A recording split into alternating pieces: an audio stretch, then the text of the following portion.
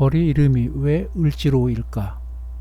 예, 을지문덕 장군 이름과 연관이 있겠구나 라고 짐작은 듭니다. 그런데 구체적으로 어떻게 연관이 있는지 궁금했습니다. 그래서 동상이 서 있는 훈련원 공원으로 가보았습니다. 훈련원 공원은 이순신 장군과도 연관이 있는 곳이죠.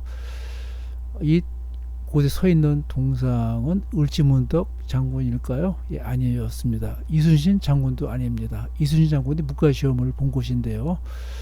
구석구석 살펴보니까 서울사대 표지석을 발견하였습니다. 이번에는 을지로 입구에도 동상이 서 있는 것을 기억해보고 을지로 입구역으로 왔습니다. 예, 푸시겐 동상이네요. 이번에는 을지로 거리에 있는 표지석을 살펴보았는데 그 중에 하나는 임진왜란 때 역관 홍순현이 명나라에 출장 갔다가 여인을 도와주는 비단을 받았다는 표지석이 있더군요. 잘 알려져 있는 도화서터도 있고요. 최남선이 관련한 신문관 조선 광문의터 이런 표지석도 있었는데 을지문덕 장군에 관한 것은 찾지를 못했습니다. 글쎄 의류 역사에서 을지문덕이 어느 정도 위치가 될까요? 살수 대첩의 명장 을지문덕 장군. 한국사의 모든 전투 중에서 살수 대첩은 가장 큰 승리를 거둔 대첩으로 기억되고 있습니다. 따라서 을지문덕 장군은 차이나타운이었던 을지로에서 민족군을 부르는 이름으로 자리매김하게 되었습니다. 그렇다면 을지로에 을지문덕 장군 동상이 있을까요? 을지로의 시간을 1822년으로 먼저 되돌려 보겠습니다.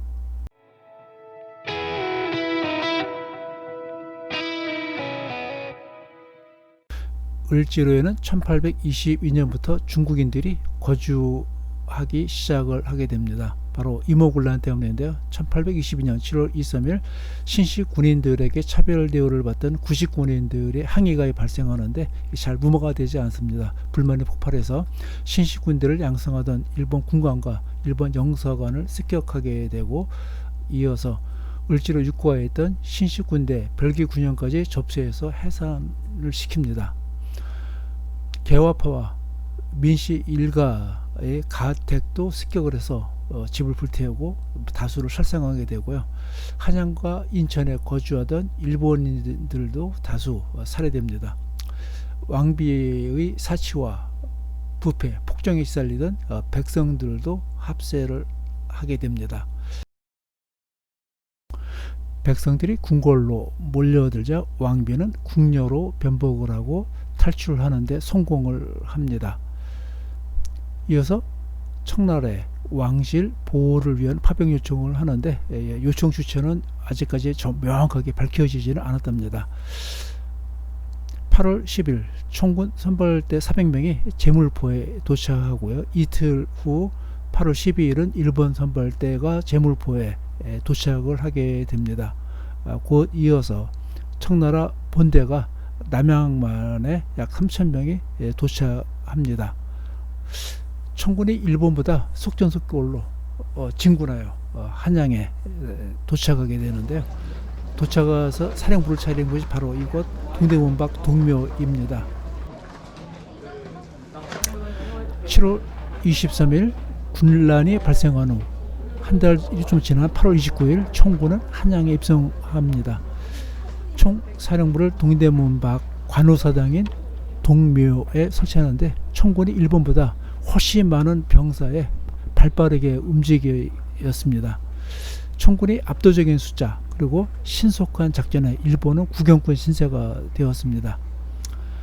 초기에 청군은 6,000명, 그 외에 3,000명, 1,500명 순으로 감축을 한 것으로 짐작이 되는데요. 동묘는 임진왜란에 참전한 명나라의 요구로 1601년에 건설하였는데 제갈공명사당으로 현재까지 보이다시피 아주 잘 보존되고 있습니다. 동묘 사령부를 설치한 청나라군은 사대문 안, 영모궁, 하도감, 남별궁, 또 성박 이태원 등의 다른 진영을 또 설치합니다. 영모궁은 현재 해화동 서울대 병원 자리입니다. 하도감은 동대문 역사문화공원이고요. 남별궁은 소곡로에 있는 현재 환구단입니다. 이렇듯 사대문화 중요 거점에 별도의 진영을 설치한 청구는 왕십리와 이태원에 거주하는 조선군인 색출 작전을 벌입니다. 조선군은 당시 박봉으로 군영 인근에서 농사를 지으면서 군무를 수행하였다고 합니다. 이때 무고한 마을 사람들까지 희생되었다는 전언이 있습니다. 청은 대원군을 제거하고 고정을 세워 영향력 확대를 꾀합니다. 대원군을 동묘로 초대하여 대원군을 납치하게 되는데요. 수행원들 몰래 가마에 태워서 뒷문으로 해서 천진으로 이송을 합니다. 이렇게 해서 고종은 왕권을 회복하게 되고 도망쳤던 민비는 환궁하게 됩니다. 군란을 진압한 청군은 1500명을 남기고 본국으로 철수합니다. 잔류군은 남별궁 진영에 계속 주둔하게 되는데요. 남별궁의 진영을 차리는 원세계는 조선 총독 역할을 하는데, 이 원세계는 1912년에 중국 대충통이 되는 만만치 않은 인물이었습니다. 그리고 남별궁은 조선 태종의 작은 공주의 대저택으로 임진왜란 때는 일본군 장수와 일본군 숙소로 사용이 되었고, 일본군에 쫓겨난 후 청군 장수들과 청사신들의 숙소로 사용되었습니다. 선조가 명예 장수들과 사신들을 위로하는 연회장으로 자주 사용했다고 하고요. 임진왜란 이후에는 중국 사신이 체류하는 영빈관으로 사용이 되었습니다. 1895년 1차 청일전쟁의 패배로 청군은 퇴거하게 됩니다. 1년 후 고종은 남별궁을 허물고 환구단을 건축을 합니다. 환구단은 중국 천자가 유교 예법에 따라서 제사 지내는 장소를 말합니다. 유교 종주국을 따르는 조선에서는 거행할 수 없는 제사입니다. 청일전쟁 2년 후 고종은 환구단에서 황제로 즉위를 하면서 대한제국을 선포하는데 7년 후 일본의 외교권을 강탈당하게 됩니다. 무능한 지도력을 가진 약소국가의 마지막 흔적 노력이 아닐까 생각을 합니다. 여기는 이제 시청 광장에서 건물 사이로 살짝 보이는 남별궁 환구단입니다. 화교들은 군인들이 퇴각한 이후에도 명동 일대를 중심으로 계속 거주합니다. 청나라 정부의 화교들을 위한 영사 활동도 계속 허용받고요. 청군이 사용하였던 포도대장집은 영사관으로 전환이 됩니다. 청 상인들의 무역은 한일 합방 이후에도 활발하게 전개가 됩니다. 그리고 영사관은 오늘날 우리가 보는 중국 대사관으로 존속이 되고 있습니다.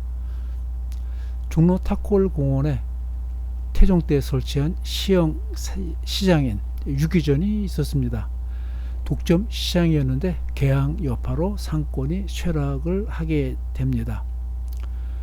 그리고 1923년 조선 총독부 통계에 의하면 수표교에 위치하고 있는 화교 약국이 최고의 세금을 납부한 기록이 있고요. 이 수표교는 탑골 공원과 을지로 이가를 연결하는 청계천 다리입니다. 이 일대가 고칸해초 황금정원으로 불리던 청상권의 중심입니다.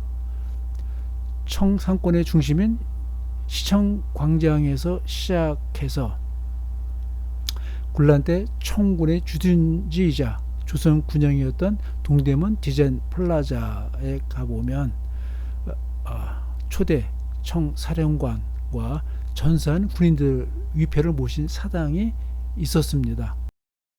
사당 이름은 오무장 공사라고 하는데 1978년 화교 중학교로 동산으로 이전했다고 합니다. 그럼에도 매년 봄과 가을에 대만개 또 중국계가 따로 제례를 올린다고 합니다.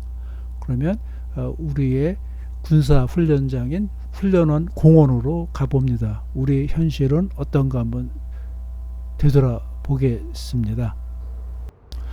훈련원은 조선 태조 때 설치된 군사 훈련장이자 하급 군인들의 병영이었다고 하는데요.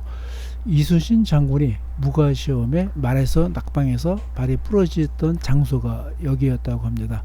중종 반정 때는 야음을 틈타 군인들이 대기하던 장소이기도 했고요. 1907년 대한제국 군대가 해산된 장소가 여기라고 합니다. 이렇듯 조선 500년의 많은 역사를 간직한 장소가 훈련한 공원입니다.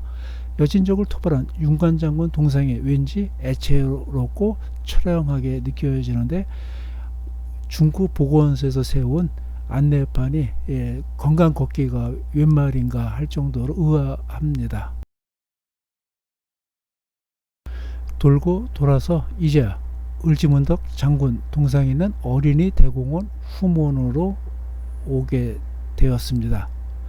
안내판이 없이 파출소 뒤편 언덕 위에 위치하고 있어서 찾기가 좀 애매한 편이라고 할 수 있습니다. 처음에는 지나쳐서 공원 사무실에 문의하여 찾을 수 있었습니다. 맞은편에 미국 장군 동상이 있어서 시선이 분산된 이유도 있다고 보는데요.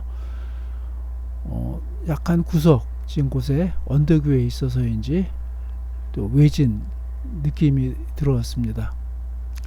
동상 뒤편에는 사람들이 모여서 은밀한 놀이를 하는 것 같아서 동상 가까이에 접근하는데 눈치가 보였습니다. 왜 을지문덕 장군 동상이 이곳에 있게 되었을까요? 그 사유는 이렇습니다. 1969년 양화대교를 건설할 때 양화대교 남단에 위치하였는데 1981년 양화대교 확장 공사로 부지가 축소되면서 어린이 대공원으로 이전하게 되었다고 합니다. 뭔가 가슴이 쎄하니 아쉬운 마음이 가득합니다.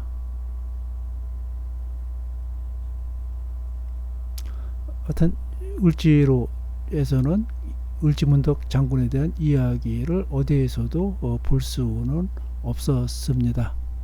지금까지 영상을 시청해 주셔서 감사드립니다.